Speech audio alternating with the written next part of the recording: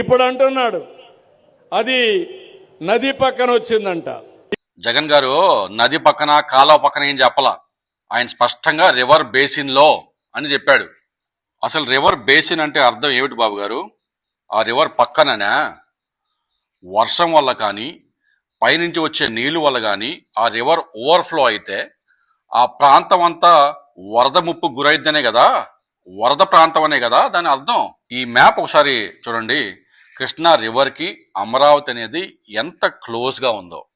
మరి జగన్ గారు చెప్పినట్టే అమరావతి కృష్ణా రివర్ బేసిన్ లో ఉన్నట్టే కదా. అసలు అమరావతిలో ఉండే ల్యాండ్ నేలంతా చాలా సారవంతమైన భూమి. అంటే ఆ నేలకు నీళ్లను పీల్చుకునే శక్తి ఎక్కువ. కాబట్టి దిగువ ఉన్న ప్రాంతంలోకి వరద చేరకుండా ఉండేలాగా అది ఒక సేఫ్టీ వాల్వ్. దాన్ని ఇంగ్లీష్లో ఫ్లడ్ ప్లెయిన్ అంటారు. అటువంటి నేల మీద కాంక్రీట్ స్ట్రక్చర్లు, రోడ్లు, బిల్డింగ్లు కడితే ఆ నీళ్లను పీల్చుకునే శక్తి ఆ నేలకు దూరం అయిపోయి దిగువ ఉన్న ప్రాంతాలకు వరద త్వరగా పారేలాగా చేస్తుంది. అలా చేస్తున్నారు మన చంద్రబాబు నాయుడు గారు. ఇది చూడండి, అంతా గవర్నమెంట్ డేటానే, గవర్నమెంట్ వెబ్సైట్లో ఆయన సేకరించిందే. మరి వర్షాకాలంలో అమరావతి ఎలా వరద పారుతుందో దీంట్లో స్పష్టంగా చూపించారు. ఇన్ని ఆధారాలు స్పష్టంగా ఉండా మన బాబు గారు వాళ్ళ బినామీలకి, వాళ్ళకి కావాల్సిన వాళ్ళ భూములకి సంపద సృష్టించాలని ఎంతో విశ్వ ప్రయత్నం చేస్తూ ఉన్నారు. రాజమండ్రి ఎక్కడుంది? విశాఖపట్నం ఎక్కడుంది? లండన్ ఎక్కడుంది? బాబు గారు, మీరు చెప్పే ఈ లండన్ సిటీ కొన్ని వందల సంవత్సరాల నుంచి ఆర్గానిక్ గా బిల్డ్ అయింది.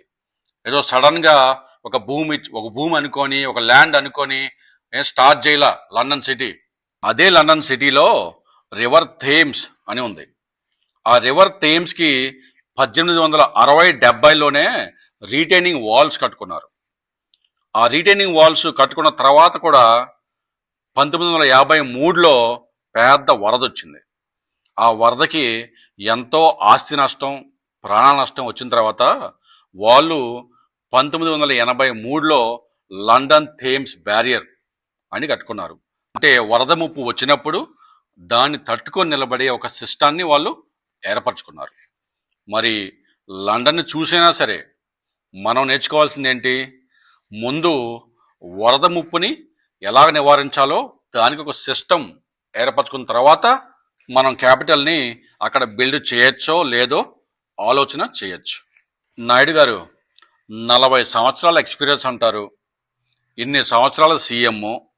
ఎలాగ సార్ లండన్ సిటీని, ప్యారిస్ని, సింగపూర్ని, అయితే హైదరాబాద్ని కూడా అమరావతి ప్రాంతానికి ఎలాగ సార్ మీరు పోలుస్తారు?